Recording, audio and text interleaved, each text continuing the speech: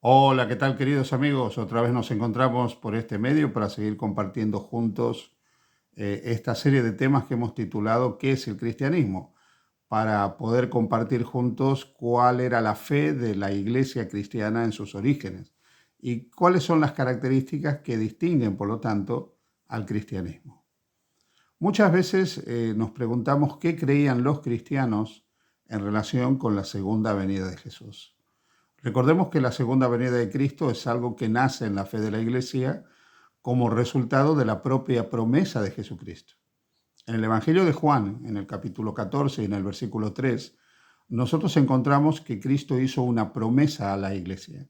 Él dijo, vendré otra vez y os tomaré a mí mismo para que donde yo estoy, vosotros también estéis.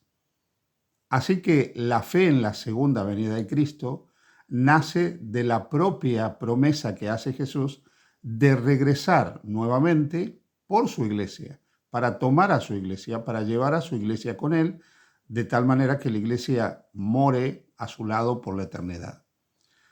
Pero, ¿qué sentían los primeros cristianos en torno a la segunda venida de Jesús? Ellos entendían que la venida de Jesús era inminente. Probablemente la primera generación de cristianos nunca se planteó que pasarían tantos siglos hasta la segunda venida de Cristo.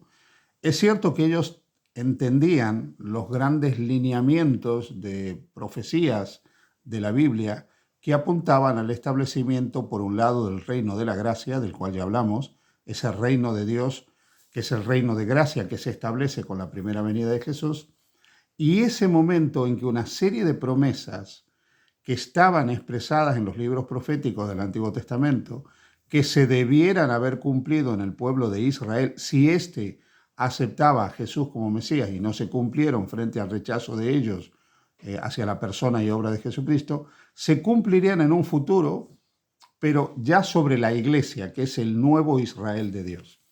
Pero ellos no llegaron a percibir el tiempo, el factor, el elemento tiempo. De hecho, creían que eso iba a ser bastante inminente. En el capítulo 1 del libro de Hechos, nosotros encontramos que le hacen una pregunta a Jesús relacionada con el tiempo. Ahí los apóstoles se acercan y le dicen, ¿restaurarás el reino a Israel en este tiempo? Claro, esa era la preocupación. ¿Cuándo ese reino de gloria, ese reino de poder, ese reino de grandeza iba a ser restaurado? Y ellos querían saber el elemento del tiempo. Jesús les dijo que no era un problema el tiempo, que no les tocaba a ellos conocer los tiempos, las situaciones, las ocasiones, que esto era algo que estaba en la potestad de Dios el Padre y que su misión básicamente era testificar del Evangelio, ser testigos hasta lo último de la tierra. Cuando nosotros vamos a otros textos del Nuevo Testamento, como puede ser la primera carta del apóstol San Pablo a los tesalonicenses, ahí vemos que la venida de Cristo era percibida como algo en esa generación. El apóstol San Pablo en Primera de Tesalonicenses capítulo 4, a partir del versículo 13 en adelante, expresa algo que es muy interesante cuando habla acerca de la muerte y dice, no queremos que ignoréis acerca de los que duermen, para que no os entristezcáis como aquellos que no tienen esperanza. Y entonces dice que si creemos que Jesús murió y Jesús resucitó, Jesús en su venida traerá con él a los que durmieron en él. Y los que han muerto en Cristo serán resucitados primero. Y aquí viene la frase paulina que es sumamente llamativa, porque él dice, luego nosotros los que vivamos seremos transformados y arrebatados juntamente con ellos para ir al encuentro del Señor. Así que aquí encontramos un par de cosas que son muy interesantes. La primera, que se creía en la segunda venida de Jesús. La segunda cosa que se destaca en la declaración paulina de Primera de Tesalonicenses es que ellos entendían la venida de Cristo como la solución definitiva y absoluta al problema de la muerte. La muerte es presentada aquí como un sueño, los que duermen, y en la venida de Jesús esas personas volvían a la vida, o sea, la fe de la iglesia tenía que ver con la resurrección.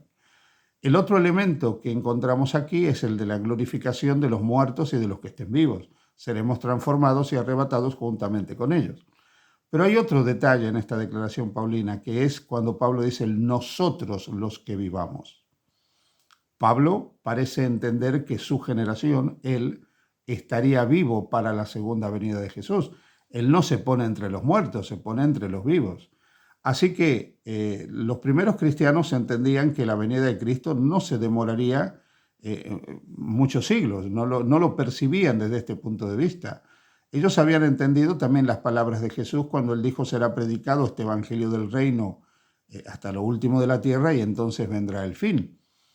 San Pablo, en la primera carta en la carta a los Colosenses, en el capítulo 1, dice que el evangelio había sido predicado en todo el mundo debajo del cielo, evidentemente el mundo de aquellos días, el mundo greco-romano.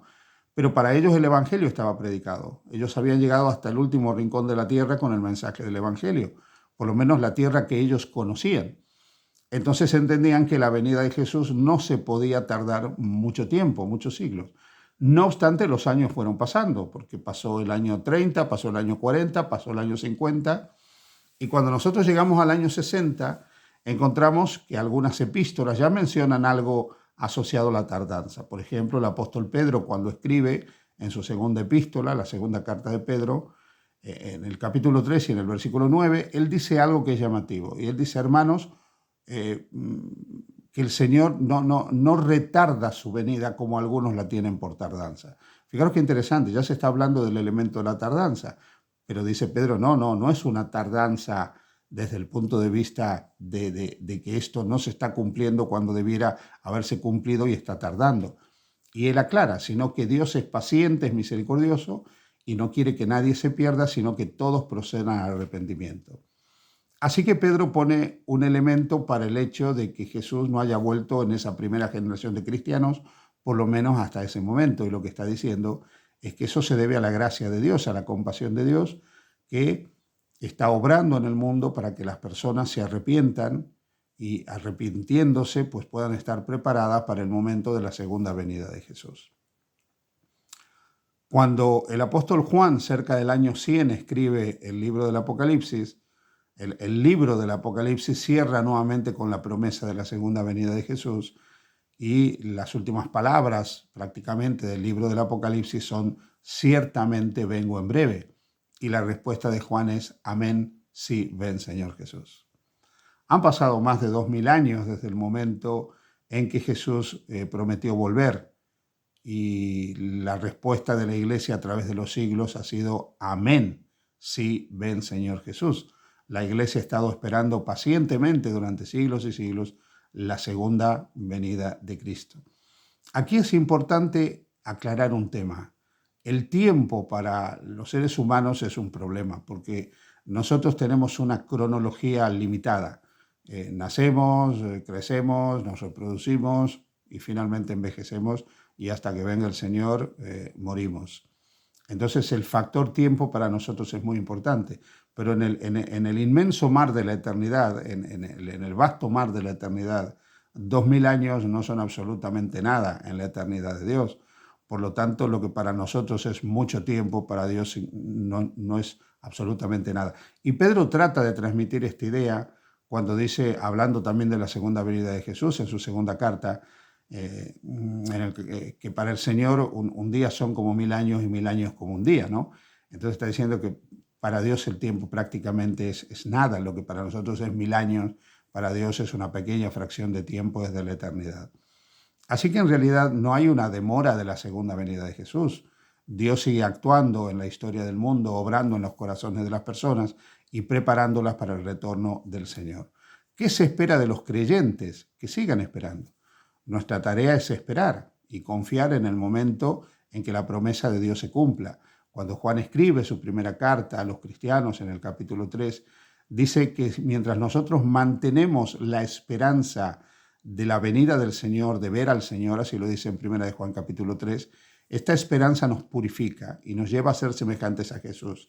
Si nosotros miramos constantemente a Jesús, anhelamos encontrarnos con Jesús, soñamos con encontrarnos con Jesús, eso le da fortaleza a nuestra existencia para asemejarnos a Jesús.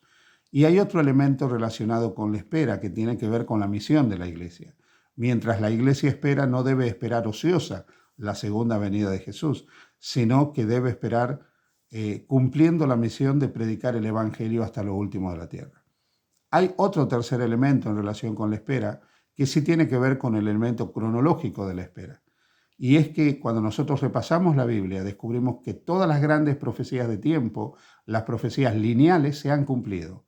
Por lo tanto, cumplido todo el cronograma profético de profecías de tiempo y cumplidas prácticamente todas las profecías que tenían que ver con la vida, pasión, muerte y resurrección de Jesús, solo resta esperar el regreso del Señor. Y ese regreso no debiera demorarse. El libro de Apocalipsis nos presenta que nosotros ya estamos viviendo en la última etapa de la historia de la humanidad. ¿Cuánto falta para la venida de Jesús? Del día y de la hora, nadie sabe, pero el Señor nos invita a que nos preparemos. No debe preocuparnos el tiempo de la venida de Jesús, sino estar conectados con Él cada día, preparándonos para su venida. Que Dios te bendiga. Feliz día junto a Jesús.